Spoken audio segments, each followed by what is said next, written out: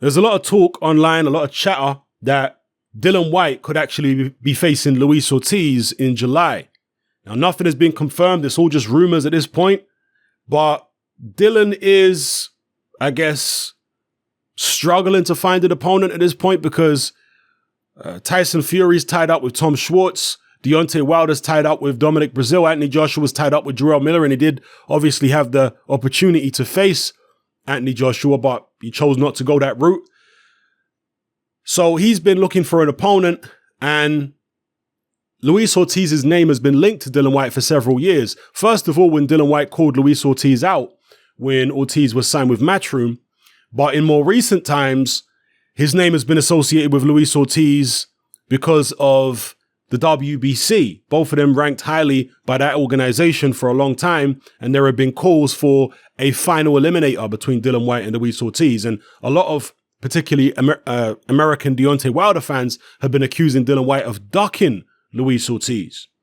So if this rumor has any validity to it, if it ends up being true, then people might get to see the fight that they'd wanted for a long time. And of course, the Deontay Wilder fans are once again, because they're always ended up with egg on their face, these people, they're once again going to have to admit they were wrong because they were running around saying Anthony Joshua was scared of Deontay Wilder and he'd never fight him. And of course, we know that Anthony Joshua has made several offers to Deontay Wilder, real offers, great offers, you know, career high purse offers to Deontay Wilder, including the latest one, which was, you know, for over $100 million. So for that to be going on, Anthony Joshua clearly is not afraid of Deontay Wilder. Facts. All right. And with Dillian Whyte, if he fights Luis Ortiz, well, he already called out Luis Ortiz years ago, but, you know, we'll ignore that, right? Deontay Wilder fans will completely ignore that. But if he ends up fighting him this time, it's going to be interesting to see what they're going to say about it. Oh, he waited a couple years till Luis Ortiz looked bad or this, that, or the other. Man, look, at the end of the day, it's still a good fight. Regardless what excuses people want to come out with. And if it does take place, I'll very much be looking forward to it. However, it's a crucial moment in Dillian Whyte's career because this is a guy who has always wanted to fight for a world title. He's always wanted to become a world champion. He just turned down £5 or £6 million to fight Anthony Joshua. And he, you know, in the words of his promoter, Eddie Hearn, he's betting on himself. He's trying to build himself up more so that the next time he gets an opportunity to fight for a world title, he can get more money from it. But the danger of doing that is that you lose in the meantime and that your market value drops all the way back down again. It's kind of like playing snakes and ladders. You know the old board game Snakes and Ladders? Where you could be right at the end, about to win the whole game, and there's one ladder that can take you all the way back down to zero again. You know, or playing a game of Monopoly, similar kind of concept. So Dillian Whyte gambling, if he loses to Luis Ortiz, particularly if he loses badly, if this fight takes place, again, this fight has not been signed, it's just a rumor. But if it was anybody else, Ortiz or whoever, if he loses his next fight, he could be sitting there regretting not taking that $5 million from AJ. But then again, if he wins, it's going to look like the best decision he ever made. You know, because if he beats a Luis Ortiz, the amount of prestige he's going to get from that, not only in the UK, but particularly in the United States, is going to be huge. And you have to imagine that his market value will go up on both sides of the pond if he was to beat a Luis Ortiz, particularly if he does it in good fashion. So it's a gamble, and we won't know whether he made the right or wrong choice until after the gamble. We have to see whether it pays off or if it flops in a monumental fashion. So, yeah, if the fight does go ahead, I've been on record several times in the past saying that I think Luis Ortiz beats Dillian Whyte. But at this point in time, has Dillian Whyte improved enough? And has Luis Ortiz shown enough signs of deterioration for me to change my mind?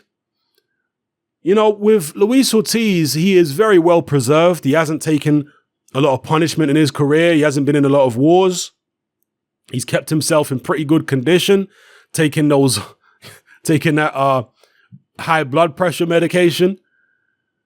And his last couple performances, some people have been unimpressed by, but he's been in there against, some tough guys who know how to survive and take punches and what have you. So I don't think his last couple performances were too bad, but I do wonder whether they're going to prepare him for the higher level competition, because that's one of the things in boxing is you don't want to get stuck fighting at a level below where you want to be.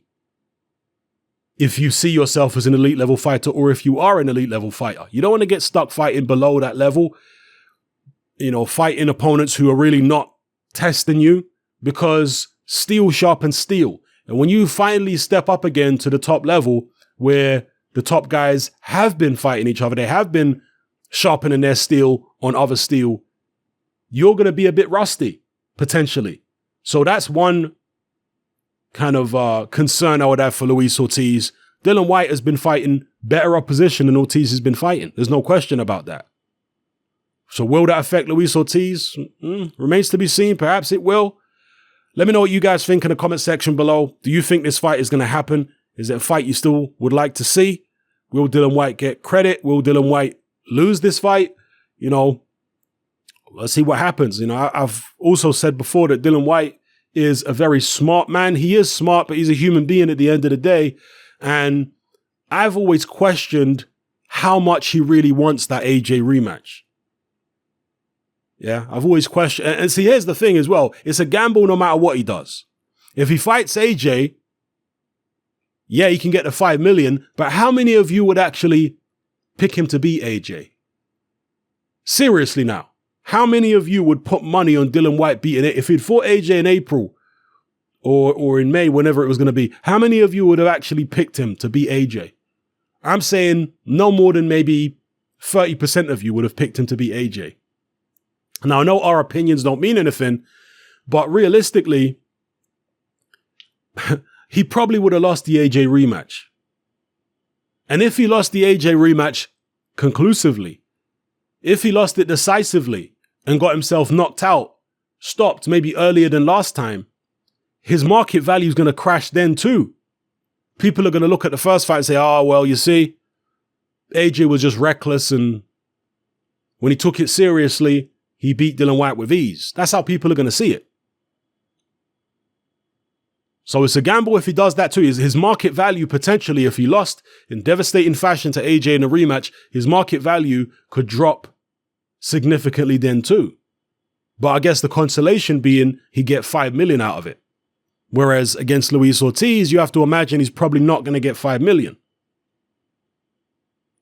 So if he lost to so basically losing to AJ, long story short, is better than losing to Luis Ortiz, because AJ has belts. AJ's young, and he's the champion. So there's that as well. And plus, you're getting 5 mil. If you lose to Luis Ortiz, you lost to a 40-something-year-old man with no belts for far less than 5 mil. Anyway, let me know what you guys think in the comment section below. It's happening about. Join me on Patreon.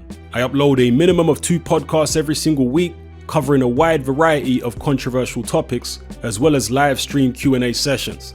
Take a look on screen right now at some of the podcasts I've produced so far.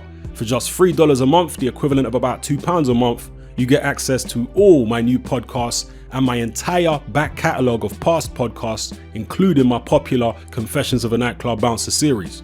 You can listen on your computer or on your smartphone or tablet by downloading the Patreon app from the Google Play Store or the App Store for free. The Patreon app also allows you to download each podcast in MP3. For less than the price of a cup of coffee, you get access to dozens of hours of exclusive content. It's easy to sign up, there's no contract, and you can cancel at any time. So come and join our community of free and critical thinkers by signing up with me here on Patreon today.